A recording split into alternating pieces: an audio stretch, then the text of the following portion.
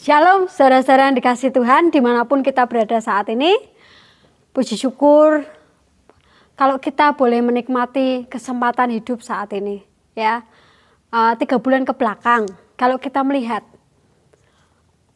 di dunia, di Indonesia, ya hampir semua negara mengalami pandemi corona, COVID-19. Banyak hal yang berubah karena adanya COVID-19 ini. Anak-anak sekolah contohnya, mereka nggak bisa lagi ke sekolah. Mereka harus belajar secara online. Pekerja-pekerja, ada yang terpaksa dirumahkan karena perdagangan mulai lesu, harus berhenti. Terus orang beribadah harus di rumah saja. Di saat pemerintah sedang berusaha untuk menangani wabah ini, para medis berusaha sungguh-sungguh agar menekan angka positif sehingga semakin berkurang. Sangat disayangkan, ya. Kita justru sering mendengar di media sosial dikatakan apa? COVID-19 ini tanda akhir zaman. Benarkah itu?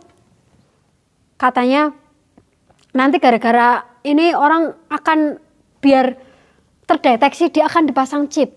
Nanti chipnya akhirnya dikaitkan dengan antikris 666, ya. Wah, bagi orang yang belum dewasa rohani, dia pasti akan ketakutan. Dulu saya pun ketika masih remaja, saya sering mendengar tentang antikris, tentang akhir zaman. Saya merasa takut, saya takut. Wah, gimana ya nanti ya saya harus sembunyi di mana? Kira-kira nanti kalau pemerintah nyuruh dipasang chip, menolaknya gimana? Saya tidak bisa belanja seperti itu. Kalau kita berbicara tentang akhir zaman, tentang hari Tuhan, kita lihat Alkitab pun mencatat semuanya itu. Di kitab-kitab perjanjian lama, ya, salah satunya Yesaya 13 ayat 6 dikatakan apa? Merataplah sebagai hari Tuhan sudah dekat. Datangnya sebagai pemusnahan dari yang Maha Kuasa.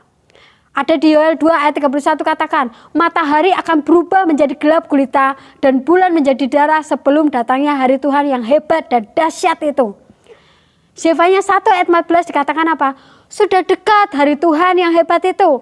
Sudah dekat dan datang dengan cepat sekali. Dengar, hari Tuhan pahit, pahlawan pun akan menangis. Memang benar. Kalau kita membayangkan hari Tuhan sesuai dengan apa yang tercatat di kitab suci, itu akan membuat kita takut. Betapa besar malapetaka itu yang akan terjadi. Ya, dikatakan itu kegelapan bukan terang. Nah, hari Tuhan memang sangat dahsyat. Segala sesuatu akan hancur. Namun, kita lupa. Kita terlalu fokus dengan akhir zaman. Kita terlalu takut dengan itu yang akan terjadi dengan kita. Kita lupa. Peristiwa sebelum akhir zaman itu apa? Yaitu tentang kedatangan Tuhan Yesus yang kedua kali. Judul renungan hari ini adalah The Second Coming of Jesus. Kedatangan Tuhan Yesus yang kedua kali. Berbicara tentang itu, ya. Ketika Tuhan datang kedua kali, Tuhan katakan apa? Dia akan mengangkat orang yang setia, orang yang taat, orang yang benar untuk diangkat di awal-awal. Sehingga kita tidak akan mengalami kedahsyatan akhir zaman. Nah, sekarang saudara, persoalannya bukan kapan akhir zaman itu terjadi, bukan kapan kiamat itu akan terjadi. Yang menjadi pertanyaan kita adalah bagaimana kita hidup menjelang kedatangan Tuhan yang kedua kali. Sehingga ketika hidup kita benar, ketika hidup kita saleh, Tuhan katakan apa? Masuklah engkau hai hambaku yang setia. Saudara, kita mau melihat di dalam 2 Petrus pasal 3 ayat 10 sampai 15. Ya. Mari kita mau baca. Saya bacakan untuk saudara semua. 2 Petrus 3 ayat 10 sampai 15. Ayat 10. Tetapi hari Tuhan akan tiba seperti pencuri. Pada hari itu langit akan lenyap dengan gemuruh yang dahsyat dan unsur-unsur dunia akan hangus dalam nyala api dan bumi dan segala yang ada di atasnya akan hilang lenyap. Ayat 11. Jadi jikalau segala sesuatu ini akan hancur secara demikian, betapa suci dan salehnya kamu harus hidup 12, yaitu kamu yang menantikan dan mempercepat kedatangan hari Allah. Pada hari itu, langit akan binasa dalam api dan unsur-unsur dunia akan hancur karena nyalanya. 13, tetapi sesuai dengan janjinya, kita menantikan langit yang baru dan bumi yang baru di mana terdapat kebenaran. 14, sebab itu, saudara-saudaraku yang kekasih, sambil menantikan semuanya ini, kamu harus berusaha supaya kamu kedapatan tak bercacat dan tak bernoda di hadapannya dalam perdamaian dengan Dia. Ayat 15, anggaplah kesabaran Tuhan kita sebagai kesempatan bagimu untuk beroleh selamat, seperti juga Paulus, saudara kita yang kekasih, telah menulis kepadamu menurut hikmat yang dikaruniakan kepadanya. Kitab 2 Petrus ini ditulis oleh Simon Petrus kepada jemaat di Asia Kecil. Surat ini bertujuan apa? Agar jemaat dengan tekun mengejar kesalehan dan pengenalan yang benar akan Kristus. Sehingga apa? Mereka senantiasa waspada dan tidak tersesat. Juga agar mereka bertumbuh di dalam kasih karunia dan pengenalan akan Tuhan dan Juru Selamat. Khusus untuk pasal 3, di perikop ini diberi judul Hari Tuhan. Di pasal ini, Petrus menentang keraguan para nabi palsu akan datangnya Kristus yang kedua kali. Dan memastikan bahwa Yesus akan datang untuk kedua kalinya mengadakan penghakiman pada segenap umat manusia.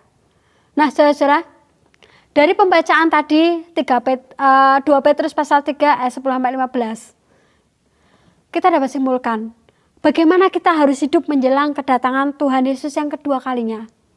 Mari kita merenungkan. Poin yang pertama, di pasal 11. Jadi, jika segala sesuatu ini akan hancur secara demikian, betapa suci dan salehnya kamu harus hidup. Saya ulangi di kalimat terakhir, betapa suci dan salehnya kamu harus hidup. Poin yang pertama apa? Miliki hidup yang kudus di hadapan Tuhan. Betapa suci dan salehnya kita harus hidup. Saudara, keselamatan adalah anugerah. Keselamatan adalah anugerah. Ketika kita percaya, kita terima Tuhan Yesus sebagai juru selamat kita sudah beroleh selamat. Namun, hidup kudus itu pilihan kita masing-masing. Ya, apakah kita mau berhidup dalam dosa atau hidup benar? Itu pilihan kita. Oleh sebab itu di 1 Petrus pasal 1 ayat 16 katakan apa? Sebab ada tertulis, kuduslah kamu sebab aku kudus. Allah itu kudus, Yesus itu kudus. Dan Dia inginkan ketika Dia datang kedua kalinya, Dia mendapati kita hidup kudus. Mengapa kita harus hidup kudus, saudara? Tujuannya cuma satu, agar kita tidak binasa. Agar kita tidak binasa. Tuhan mau kita selamat. Ya, Tuhan mau kita ketika Tuhan datang dua kali, kita ikut terangkat di awan-awan sehingga kita tidak akan pernah mengalami malapetaka akhir zaman. Poin yang kedua, ayat 14. Sebab itu saudara-saudaraku yang kekasih, sambil menantikan semuanya ini, kamu harus berusaha supaya kamu kedapatan tak bercacat dan tak bernoda di hadapannya. Dalam perdamaian dengan Dia. Kalimat terakhir, dalam perdamaian dengan Dia. Saya mau berikan terjemahan lain dalam bahasa Indonesia masa kini. Dan peliharalah hubungan yang baik dengan Allah. Poin yang kedua apa? Miliki hubungan yang baik dengan Tuhan. Seperti seorang suami dan istri, ketika mereka menikah, mereka perlu membangun hubungan yang baik sehingga kehidupan mereka menjadi bahagia. Ya, hubungan itu dibangun setiap hari. Ya, ketika makan, ketika tidur, ketika berkomunikasi. Ya, begitupun juga kita dengan Tuhan. Kita ingin membangun hubungan kita dengan Tuhan. Kita nggak bisa cuma sekedar hanya setiap hari Minggu saja kita ke gereja. Oh, aku sudah membangun hubungan dengan Tuhan. Nggak bisa. Hubungan dengan Tuhan itu dibangun setiap hari di dalam kehidupan kita masing-masing. Lewat apa, saudara? Lewat saat teduh kita. Lewat pembacaan firman kita setiap hari. Mari koreksi diri kita masing-masing saat ini. Masihkah kita rutin berdoa kepada Tuhan setiap hari, merenungkan firman Tuhan setiap hari? Jika itu sudah mulai kita lupakan, mari kita kembali lagi membangun hubungan kita yang baik dengan Tuhan. Di dalam Yesaya 59 ayat 2 dikatakan, tetapi yang merupakan pemisah antara kamu dan Allahmu ialah segala kejahatanmu, dan yang membuat dia menyembunyikan diri terhadap kamu sehingga ia tidak mendengar ialah segala dosamu. Pemisah hubungan Allah dengan kita adalah dosa. Oleh sebab itu saudara, ini masih berhubungan dengan poin pertama. Kita kudus, tapi ketika kita tidak kudus, ketika kita masih di dalam dosa, ya, Allah tidak berkenan. Dan hubungan kita dengan Tuhan pun rusak. Poin yang ketiga, apa yang harus kita lakukan menjelang kedatangan Tuhan Yesus yang kedua kali?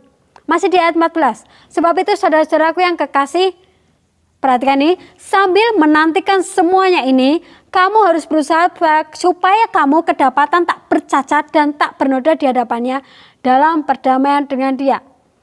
Saya ulangi di ayat yang saya tekankan, sambil menantikan semuanya ini. Ya, menantikan apa? Menantikan kedatangan Tuhan yang kedua. Sambil, berarti ada waktu yang kita tidak tahu kapan itu terjadi. Tapi sambil kita menantikan itu, mari, poin yang ketiga kita lakukan, miliki hikmat dalam memanfaatkan waktu kita. Jangan katakan, Tuhan datang masih lama. Dulu aja waktu kecil aku datang, aku masih sudah sering dengar, Tuhan akan datang. Belum kok. Terus ketika aku remaja aku dengar gitu lagi, belum, berarti Tuhan masih lama. Tidak ada yang tahu kapan Tuhan datang. Tidak ada yang tahu kapan itu terjadi. Namun sambil menantikan itu, mari gunakan waktu kita untuk hidup kudus di hadapan Tuhan. Supaya kita tidak kedapatan tercela, tidak kedapatan cacat dalam diri kita. Ya. Di Filipi 2 ayat 12. Hai saudara-saudaraku yang kekasih, kamu senantiasa taat. Karena itu tetaplah kerjakan keselamatanmu dengan takut dan gentar. Bukan saja seperti waktu aku masih hadir, tetapi terlebih sekarang, waktu aku tidak hadir. Tuhan sudah berikan keselamatan bagi kita. Sambil kita menunggu, menantikan kedatangan Tuhan, kerjakan keselamatan itu dengan takut akan gentar. Gunakan waktu dan kesempatan yang Tuhan berikan pada kita saat ini dengan sebaik-baiknya. Saudara, jangan menunda-nunda lagi. Tanda-tanda zaman sudah kita lihat. Bangsa melawan bangsa. Bencana alam di mana-mana. Orang sudah mulai kehilangan kasih. Ya, di televisi kita mendengar banyak kejahatan terjadi. Rasanya kok mereka gampang sekali menghilangkan nyawa seseorang. Itu adalah tanda-tanda, saudara. Oleh sebab itu, di kesempatan yang masih Tuhan berikan kita saat ini, gunakan itu sebaik-baiknya sambil menantikan kedatangan Tuhan yang kedua kalinya, agar kita tidak kedapatan cacat dan celah di hadapan Tuhan. Tidak perlu merasa takut dan khawatir tentang akhir zaman. Orang mau ngomong ini, tapi ketika kita tahu satu hal, sebelum itu terjadi, kita menantikan Tuhan Yesus yang kedua kali. Sebelum itu terjadi, Tuhan akan datang untuk mengangkat kita. Yang perlu kita pikirkan apa? Bagaimana kita hidup? 3 poin itu mari kita renungkan. Sambil menantikan kedatangan Tuhan. Yang pertama, miliki hidup kudus di hadapan Tuhan. Yang kedua, miliki hubungan yang baik dengan Tuhan.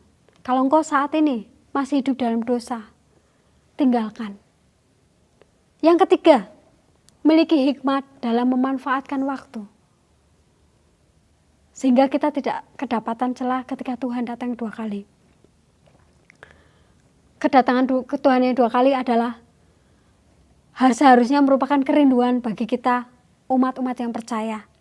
Karena saat itu ada jaminan kemenangan, ada kelepasan yang Tuhan berikan bagi kita. Oleh sebab itu mari kita song-song kedatangan Tuhan yang 2 kali dengan sukacita. Jangan ketakutan. Ya. Dan pengharapan yang pasti bahwa kita akan beroleh bagian di dalam sukacita surga yang kekal. Dengan cara apa? Mari koreksi hidup kita masing-masing. Ini yang dapat saya renungkan, yang dapat saya sampaikan pada kesempatan hari ini. Biarlah ini menjadi berkat bagi kita semua. Dan masing-masing mari kita introspeksi diri kita masing-masing. Bagaimana hidup kita saat ini? Mari, saya mau akhiri renungan kita hari ini. Saya rindu untuk berdoa. Kita mau berdoa bersama-sama. Tuhan yang baik, kami bersyukur buat kesempatan yang Tuhan berikan hingga saat ini. Kami masih bisa bernafas, kami bisa menikmati kehidupan ini. Oleh sebab itu Tuhan, kami mau gunakan waktu ini dengan sebaik-baiknya Tuhan. Kami merindukan kedatangan-Mu yang kedua kalinya Tuhan. Oleh sebab itu Tuhan, kami mau Tuhan hidup kudus di hadapan Engkau. Kami mau Tuhan membangun hubungan kami setiap hari. Mulai hari ini kami mau ambil komitmen kami untuk membangun hubungan kami dengan Tuhan setiap hari. Dan terlebih Tuhan, kami mau memiliki hikmat untuk memanfaatkan waktu dengan baik-baiknya. Engkau memberkati saudara-saudara kami yang saat ini mendengarkan renungan ini. Biar Allah Roh Kudus, Engkau yang memberikan pengertian pada kami masing-masing. Terima kasih buat firman-Mu hari ini Tuhan. Di dalam nama Tuhan Yesus, kami ucap syukur dan berdoa. Haleluya. Amin.